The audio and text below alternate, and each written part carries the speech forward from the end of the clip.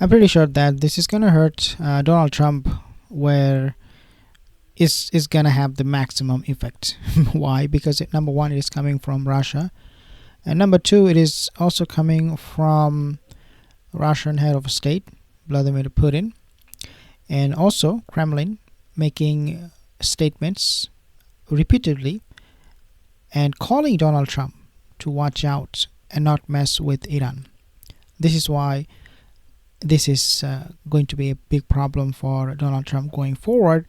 He also has to keep in mind that he's trying to stop war between Ukraine and Russia. If it does make Putin unhappy with his behavior, with his decisions in regards to Iran, then the credits that he wants to take by stopping this war, which we do not know if it will stop between Ukraine and Russia, he will not be able to take any credit.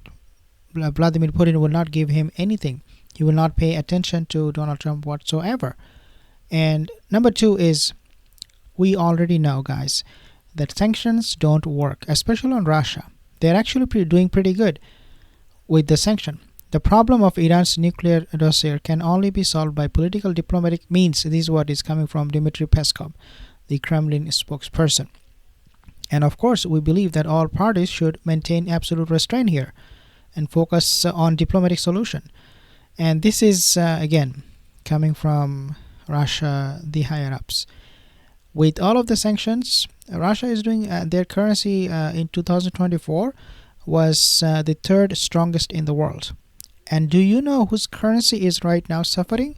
United States, the dollar.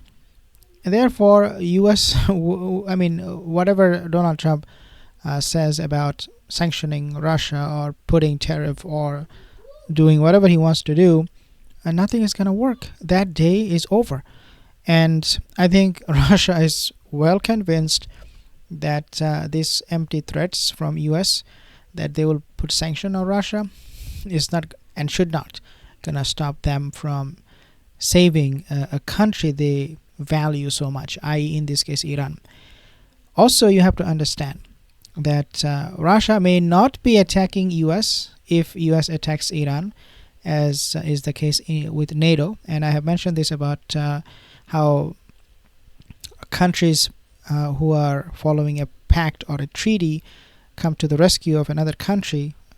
And especially when we talk about NATO, if you attack one NATO state, it is as if you have attacked all of them. So even though Russia may not come to the rescue of Iran in the sense that they will attack, United States military bases or Israel, but remember, behind the scene, they can do some real damage against the U.S. military presence in Diego Garcia, in the Middle East, because Russia is involved in all of this from the very beginning. Russia supplied weapons to Houthis. Russia supplied openly to weapons to Iran. We all know that. And therefore, Russia is going to get involved. They are going to be helping Iran the way US never expected. And when they finally find out, it will be too late, because Iran has the capability of blowing up all military bases of United States in the Middle East. They're going to attack even Saudi Arabia if Saudi Arabia allows United States to use their airspace or air bases. So this is as simple as that. But definitely Donald Trump, after this kind of statement from Dmitry Peskov, Kremlin spokesperson, and also from Putin, Donald Trump is hurt. His ego is hurt too, and he should not dare to actually attack Iran, destabilize the whole region, and at the same time risk World War III. I mean, when Zelensky came to White House, he was saying, "Oh, you are talking, about World War III. We're talking about World War III, and this will happen, that will happen. Are you crazy, Zelensky? You should, negotiate with Putin." And Donald Trump, his main fear was World War III. Here we have Donald Trump again risking World War III by attacking Iran. Subscribe for more videos.